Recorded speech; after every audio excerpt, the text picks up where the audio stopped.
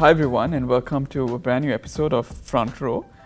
Today we're going to speak a little bit more on sustainable finance and some of the opportunities that might present itself for Sri Lanka, especially as it looks to revive its economy, reset its economy, and also build back better as well. So I'm in conversation today with Rajesh Miglani, who is a senior climate business specialist and climate anchor for the South Asian region for IFC. We're privileged to have you, Rajesh, and thank you so much for joining for Front Row. Thank you, Shiran.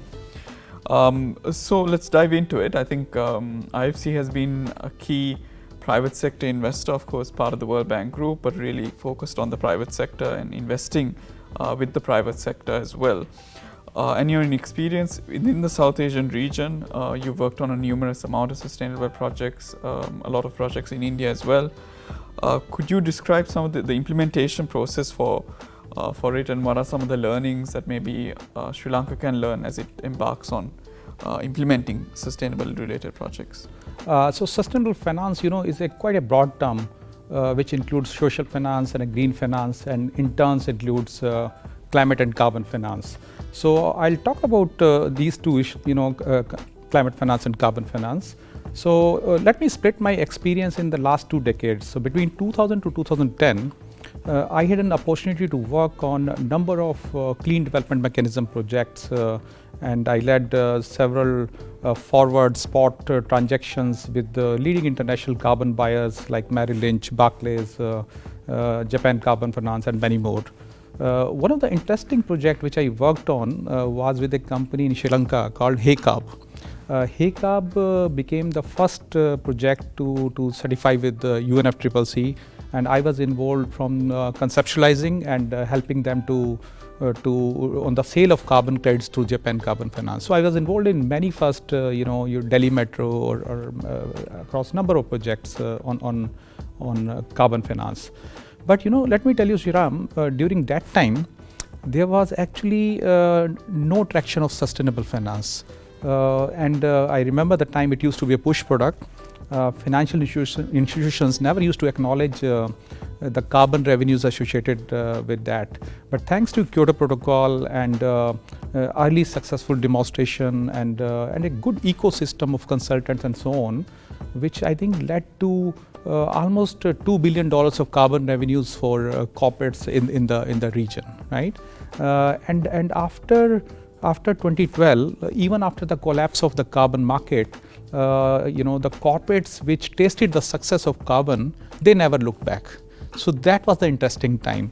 And I happened to work during that time in IFC with number of financial sector clients, and we were nudging them to do more climate finance. Again, I was lucky to be involved in setting up a first clean tech NBFC in India, which is Tata Clean Tech. You can call it as a green bank. And the value add from our side was helping them in the business plan, hand-holding, essentially hiring of resources, and that was in the beginning. And after that, Tata Clean Tech took off. Now I'm happy to share with you that this company has a loan book of around $1 billion. They have supported more than 10 gigawatt of projects, and resulting in 15 million tons of greenhouse gas. So to answer your question, sustainable finance, I think, has created a big impact, both starting with carbon finance, where you need concessionality, and later on mainstreaming of the climate finance.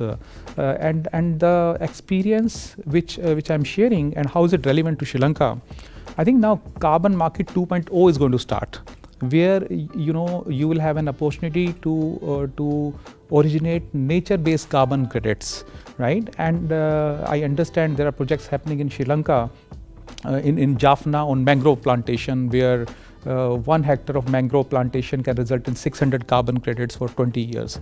So grab on this opportunity. That's my suggestion. Carbon market 2.0, develop the ecosystem and try to capitalize on this kind of a market.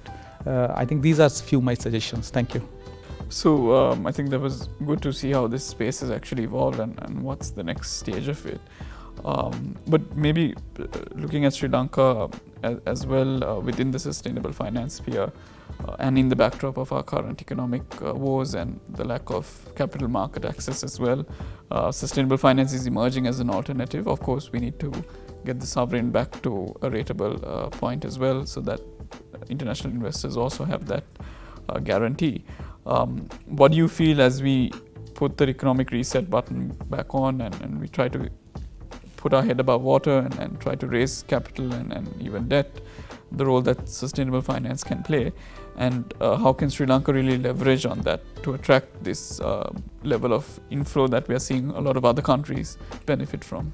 No, great question. So let me tell you, Sri Lanka has an opportunity to attract sustainable finance, definitely, right? I would say going forward, every cent of money which is going to be deployed in Sri Lanka should be going through a green lens, right? And even the green stimulus package, which we have been hearing about, should be tied up with the greener recovery and not with the brown recovery. Few years ago we estimated the potential associated in Sri Lanka, and our estimate was around $18 billion of investment opportunity for Sri Lanka between 2018 and 2030, of which around $4.5 billion for green building, followed by $2.5 billion for renewable energy sector, right? And I would say sectors like green buildings are quite low hanging, right? And the incremental cost associated with greening the construction doesn't cost much. So I think Sri Lanka should be capitalizing on this. Overall, the mantra is how to unlock private sector capital, right? And to catalyze climate finance, I would suggest 4 specific action from Sri Lankan government and regulator and other stakeholders. Starting with first the reforms. The government should be acting on regulatory reforms, which means reducing the regulatory cholesterol, I would say. Yeah, and few suggestions are, say, incorporate the green building codes. If you have the green building codes, maybe work on the enforcement. Second, I would suggest make the energy audit mandatory, the way Philippines has done it. And that would have great impact, straight away on the resource efficiency. Third could be a favorable renewable energy policy, like what you have in India, which has attracted $70 billion of investment in the last 8 to 10 years. So regulatory reform is number one. Second is, I would stress upon on PPP type of projects. So, leverage the public resources and try to do more and more private sector projects.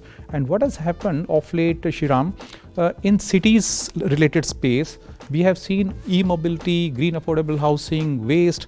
These projects are actually giving you positive economic returns.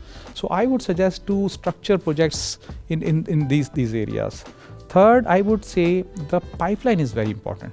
So supply of bankable and scalable pipeline is something which is very important, and de-risking will help you in doing that. So de-risking can be done through leveraging blended finance of money. And our experience is $1 of blended finance will be able to catalyze around $8 of mainstream investment. So we need to capitalize on this blended finance sources to do more and more such type of projects. And finally, I would say innovation. We need to be very innovative in attracting the institution investors, in deepening capital market and greening the financial system. So, for example, I want to compliment central bank in the green finance definition which they have come up. It is very practical, and IFC, along with other stakeholders, have helped. And this is like your, the first step to attract more and more green finance investors. So after this definition, the next step is to come up with the green bond framework, which I understand you guys are already working on it. And I think these steps would be able to help attract the investors. And I would like to stress upon a couple of more things. Now, investors are increasingly talking about disclosures and resilience. Now, when I say disclosures, the banks which are borrowing climate line of credit should be forthcoming and talking about the impacts which they had from this line of credits, right? So that's the disclosure which I'm talking about. And resilience, given Sri Lanka, is prone to climate risk. Investors would be very much interested to find out what percentage of your portfolio is related to climate. Are you screening the projects from a climate lens or not? So I think disclosures and resilience is again increasingly becoming very important. So these are some suggestions which I would like to make. Sure, no, thanks Rajesh. I think those were very useful tips, very clear as to the direction, the prioritization we need to do, and maybe the 4-5 steps that is missing probably in our framework, and to get this reality of sustainable finance having an impact on the economy. Thank you so much, Rajesh, for joining in. And to our viewers, please stay tuned for future episodes like this, where we feature eminent experts to explain topics of economic and business importance. Thank you. Thank you very much.